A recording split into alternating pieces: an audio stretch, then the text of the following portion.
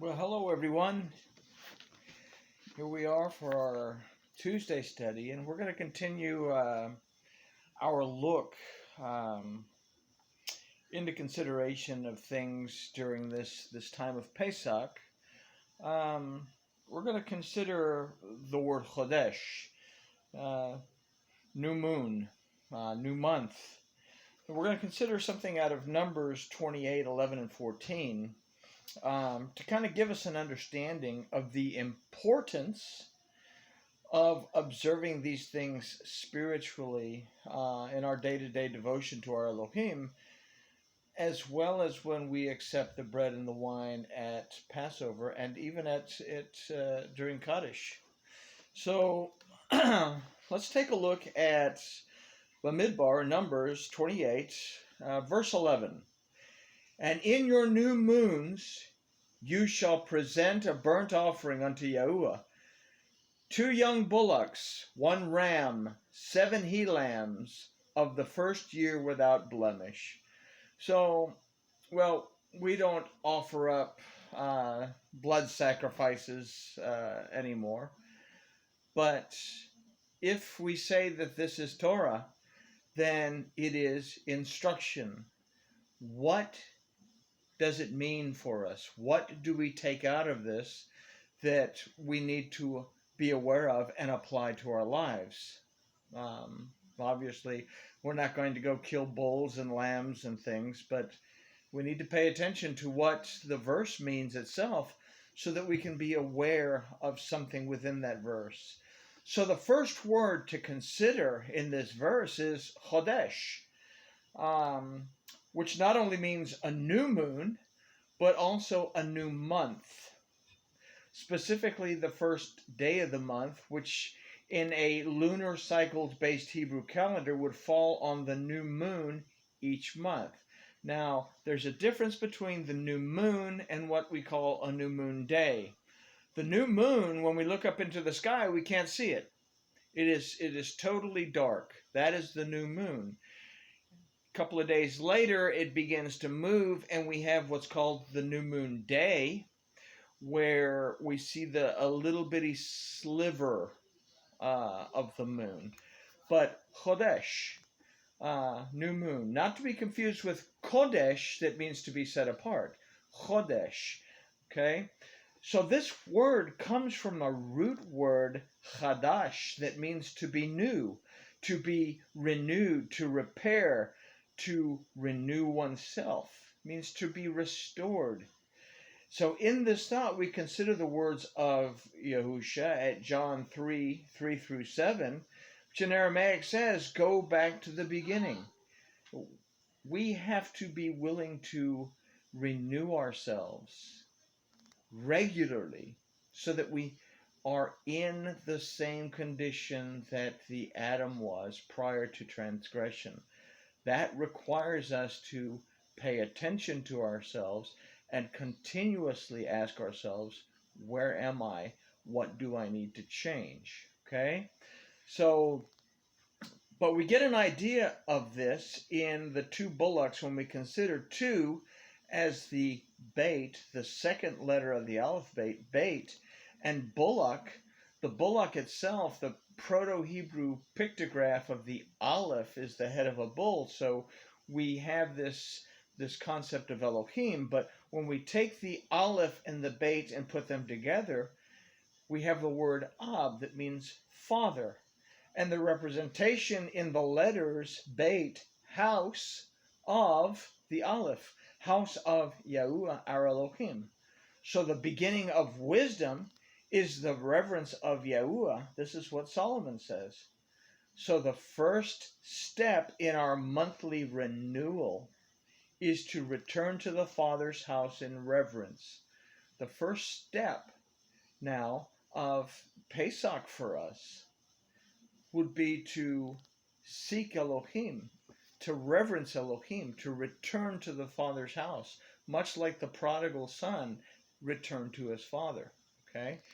Again, Pesach, from our first lesson of Pesach, we considered that we have to take a deep look within ourselves to find out where we are and what we need to begin to change, to remove from our lives.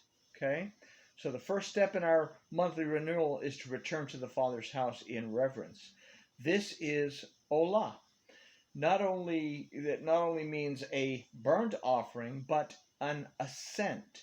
From the root Allah means to come up, or to come up before Elohim. The next offering is one ram. So the word ayil means ram, but it also means doorposts and jambs. Okay? That there is only one necessary tells us that there is only one door. No one comes to the Father but through Yahushua. Yahushua said, I am the door. No one comes to the Father but through me. Okay? And if he's speaking of himself as the personification of the Word of Yahuwah, then we have to understand that the only way to the Father is by and through his Word. And by proxy, the only way to the Father is by and through perceiving, discerning, understanding, obeying, and applying his instruction to our lives. Okay? So now we understand that we must go to the house of the Father, and that the only way to get there is through the door, who is Yahushua. Yahushua is also another word for Torah, aside from being Yahushua, our master, who came and made the way. I am the way, the truth, and the life. No one comes to the Father but through me. That through him, and through him as the Word, we are able to come to the Father. So what do we find when we do this? The next offering is 7 one-year-old lambs. And on the seventh day Elohim rested. We rest on the seventh day. Yahushua says in the Aramaic of Matthew 11:29 that we will find rest in his heart. Okay? We have to read that from Aramaic. Otherwise, we get... come to me, all of you who are freaked out, wigged out, and stressed out, and I will give you rest, take my yoke upon you, for I am humble and meek in heart. But that's not what it says. It says, for I am humble, and in my heart you will find rest for your souls. We take the last letter of the Torah, which is Lamed, the first letter of the Torah, which is Beit, and you put them together, it spells Leb, heart. The heart of Elohim is his word. Okay? So we will find rest in his heart. 7 is also the numerical value of the letter Zion, which represents our rest and completion in our Elohim. It's his protection, his nourishment, found in his word, who is Yahushua. He is and was the Lamb of Elohim, given for our deliverance, for our restoration, to restore the house of Israel and the house of Judah back together, and by proxy, to restore the realm of the Adam and the realm of Yahuwah Elohim back together, so that we could once again be connected. And the result was that at the end of the counting of the Omer, on Shavuot, on Pentecost, the Ruach HaKodesh came and once again inhabited those that were in the upper room. We talked about in our last lesson, we have to take into account the Ark of Noah. There are 3 levels that we enter in with knowledge. We go to the second level because we've learned to apply that knowledge as wisdom. And we finally reach the 3rd level where we have the understanding. And it is in that upper room that we are in the light, because there is the window, and we are once again restored back to Yahuwah and become that open vessel to receive his Ruach once again. Okay?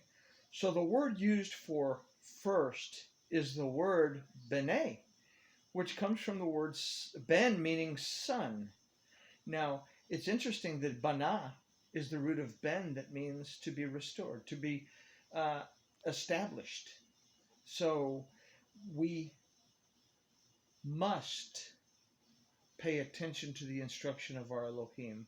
Seek to move back to the state that the Adam was in prior to the transgression, and seek to be restored and established, to become whole in our Elohim.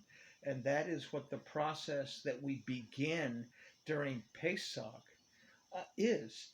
And it will continue through the feasts and festivals until we reach the last day of Sukkot, the 8th day of Sukkot. Okay? By proxy, we look at the feasts and festivals as a journey towards the world to come, where the 8th day of Sukkot is the great restoration, where the Adam and Elohim are fully restored back to a relationship together in the world to come. All right. The word Shana means year. It's a measure or division of time, not necessarily a year. Its root is Shana, that means to change or to alter or to disguise oneself. So what do we see in the 7 lambs of 1 year old? We see that the word would enter into a division or measure of time, changing, altering, disguising himself as the sun.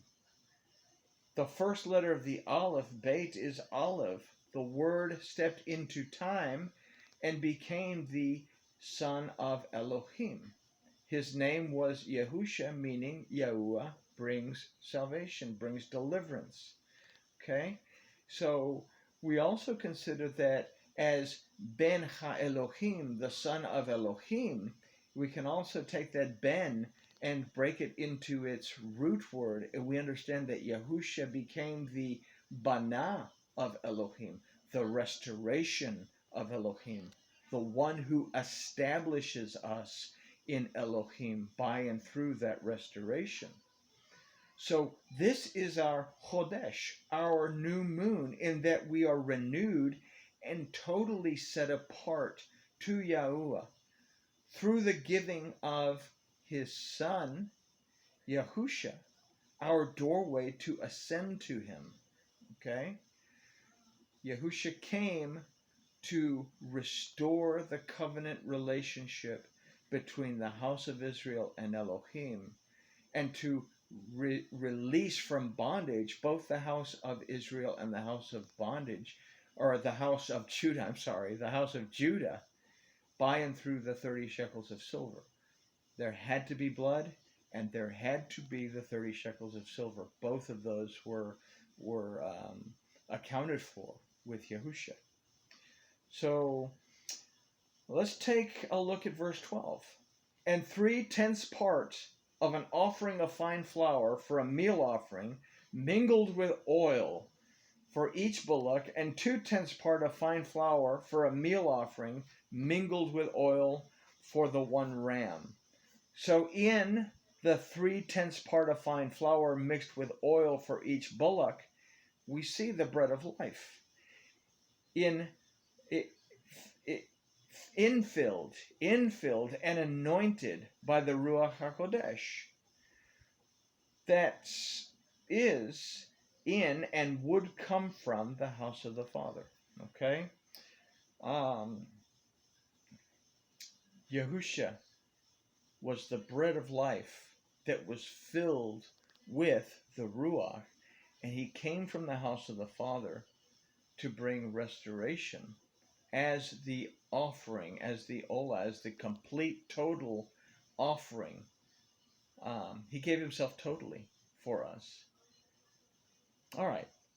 2/10 part of fine flour mixed with oil for the one ram shows us the truth, power, and the ability of Yahuwah. Tenths. And he became a tabernacle, 2, by means of and the anointing of the Ruach HaKodesh to become our redemption. Okay? So Yahushua came through the truth, power, and the ability of the Father to be the Redeemer, and he came as the tabernacle, the presence of the tabernacle. We read in Bereshit When we read Genesis 1:1, the word Bereshis, in the beginning, we break that down in the Hebrew and we understand that it was the presence of the tabernacle that had the authority through the truth, power, and the ability of Yahuwah Elohim to restore the covenant as the vehicle of sacrifice. Okay? So he became our redemption. Verse 13, and a several tenth part of fine flour mingled with oil for a meal offering unto every lamb for a burnt offering of a sweet savor, an offering made by fire unto Yahuwah. So Yahusha, the bread of life, infilled with the Ruach HaKodesh, was sent to be our deliverance as the sacrificed lamb who took away the chatat, the straying off course, to those who believe and receive. It says, for those who believed and received his name, to them was given the authority to be the children of Elohim. But it's more than that. To those who believed and received the name, those who understood that the redemption, deliverance, and restoration came through Yahuwah, by and through Yahusha, were given the authority to be Bana HaElohim, the restored of Elohim, and by proxy, those who would be established in Elohim. Okay? Israel, the house of Israel and the house of Judah would come back together as Bnei Israel. But we also come back together as Bana Israel. We become the restored and redeemed and established in the authority of Elohim. And in such doing, we now have established the prince in Ezekiel. Okay? So, when we accept and eat the bread at Passover and Kadesh, we're basically saying, yes, I want to be in a relationship. Yes, I accept the terms of the ketubah. Remember, we spoke about the ketubah in our last lesson. That the ketubah is the marriage contract. For us, the marriage ketubah is the Torah. And finally, verse 14, and their drink offerings shall be half a hin of wine for a bullock, a third part of a hin for a ram, and the fourth part of a hin for a lamb. This is the burnt offering of every new moon throughout the month of the year. All right? So let's take a look. The half hin of wine, one kab in Hebrew, for the bullock, gives us again the Aleph and the Beit, the Father, the house of Yahuwah. The third part hin of wine for the ram gives us the redemption to be offered in the ram by the power of Mashiach. In other words, it is through the anointing of Yahuwah that we receive the redemption. Because it's only through our ability to perceive, discern, and understand what Yahushua accomplished for us and what the plan of the Father was, and our willingness to accept it and enter into this covenant relationship, do we receive the redemption, deliverance, and restoration of Yahuwah fully. The fourth part of a hin of wine for the door that would be opened by Yahushua, the Lamb of Elohim, that we enter in through when we take the cup of wine and drink in acceptance of his life-giving blood, and the protection at Passover and Kadesh. We have to accept that Yahushua offered himself totally for us, and that through the giving of his life, we receive life as a restored Adam. We are able now to go back to the beginning. In more modern terms, we are able to be born again. Yahushua said to Nicodemus, you must be born again, but literally he said you must be willing to go back to the beginning. In order for us to do that, we have to pay attention to the Torah of Elohim. We have to pay attention to the instruction of Elohim, and we have to pay attention to what Yahushua accomplished as the vehicle of sacrifice at the Tav. Okay? This is the burnt offering of every new moon throughout the months of the year. It's our responsibility. Our responsibility is to remember and observe, to believe and receive the word and the deliverance of Yahuwah, so that we may come before Elohim in Chodesh, in Kadesh, really, in renewal, in restoration. We go back to the beginning and accept the authority of the word over the house, the presence of the tabernacle that has the authority of Yahuwah by and through his truth, power, and ability to restore the covenant between us and our Elohim. And it is in this covenant that we enter into, that we eat the bread. And it's in this covenant that we drink the wine and believe and receive the word and the redemption, deliverance, restoration of Yahuwah, who is Yahushua.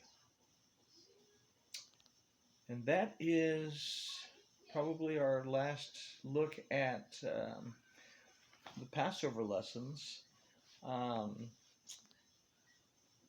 will see you all again Friday, and we will have our Shabbat lesson, our Torah portion. Until then, I love you all, I miss you all, and I hope to see you again soon. Goodbye.